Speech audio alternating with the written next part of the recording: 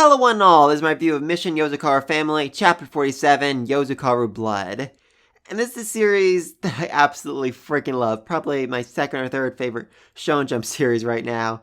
But it's one that I've never covered on this channel because the average chapter doesn't really have a whole lot I can speculate or theorize about, so it's just a series I haven't covered up to this point, but... oh boy, this chapter, this was something else. When I got to the last panel, I knew I'd have to do a video on it. Because, Taiyo basically just unlocked a Sharingan. Yay! I've seen a lot of people online make that comparison. Oh, he unlocked the Mangekyo Sharingan. Oh, maybe he transferred over from Naruto. Blah, blah, blah.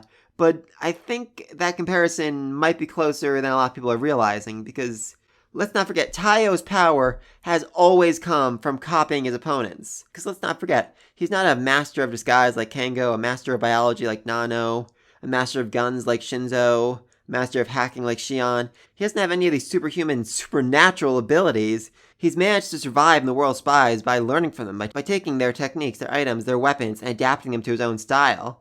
He is, in a sense, a copy ninja. He even almost kinda made the stepping on pedals technique work. I mean, it was more a bluff than anything else, but he still managed to do it convincingly enough to make a top-class spy flinch. So I think the ultimate power-up he could get here now is if he unlocked ability very similar to the Sharingan, an enhanced eye that lets him see through his opponent's moves, learns from them, copies them, and uses them against him. That'd be absolutely amazing. I think it'd be the perfect power-up for him to have. He might even be able to use the stepping on flowers technique now. I mean, obviously not to the level of someone who's spent their entire lives working on it and mastering it, but combine that with everything else he already knows, plus a fairly significant boost to his speed and strength thanks to the blood, and he can probably stand toe-to-toe with his siblings on equal footing. Maybe even Kyoichiro, which... oh, I would love that. But of course, this does raise the question, if the blood was so powerful, why didn't she use it at the beginning? I mean, he's gone through literally hellish training up to this point, where he almost died multiple times to try to become stronger, to try to reach the point where he could actually, defend or protect her. And if there was just a shortcut this whole time they could have used, why didn't they? Well, I think there's a fairly good reason for that. I mean, Mutsumi's mother straight up told her, power as great as this also comes with a lot of suffering. If you want to use this power for someone else, it has to be someone dear to you, that you'll be willing to accept all their suffering too. So there's definitely going to be side effects to doing this. Probably, severe pain, maybe psychosis. Just his whole mental state might go down. He might go crazy. He might start screaming at cats or whatever. He could literally go insane because of this, or, it might just cause severe damage to his body. Essentially, in order to become stronger this fast, you probably need to have all of your muscles destroyed and regrow many, many times over. So yeah, that definitely comes with a lot of pain, a lot of recovery time after, he managed to use it. It's also very possible that everything he's done up to now, all this training, has been to prepare him for the day when he'd get the blood, so that he, wouldn't die when it's given to him. And that does make sense, because it's straight up said in this chapter that a normal person's compatibility with the cherry blossom leaf, with the artificial blood, is only 3%.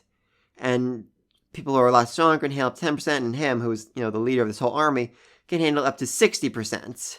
So getting him stronger, getting him trained over and over all this time, it could have been just to prepare him for this, to make sure that, either the blood doesn't kill him, or that it gives him a more significant boost to his abilities. I've also been wondering for a while now if Taiyo's parents may have injected him with an early prototype of the cherry blossom leaf, and that's the reason why he survived the car crash when they didn't. Because when he first started his training, everyone in the family was very, very surprised by how quickly he grew, how much he adapted. I mean, he definitely can't hold a candle to any of them, but compared to a normal person, his growth was superhuman.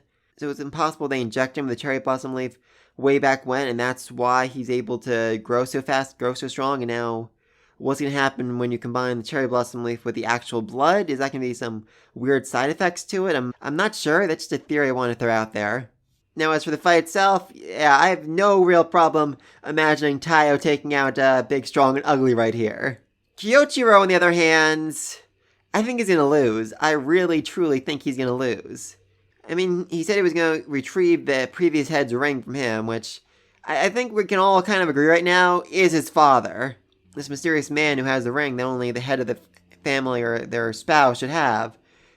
They all recognize his voice. They all seem to know who it was. Even last chapter, Shinzo was already saying that it can only be him. There's only be this one person. I'm going to say it's their father. He's the only one whose voice they'd recognize would be capable of doing something like this. And I'm just very curious to hear what his story is, because we don't really know all that much about him. He was only mentioned, I think, one time this entire series so far, and that was at their wedding. When your father blew up during a recent mission, I thought that I might not have much time left either.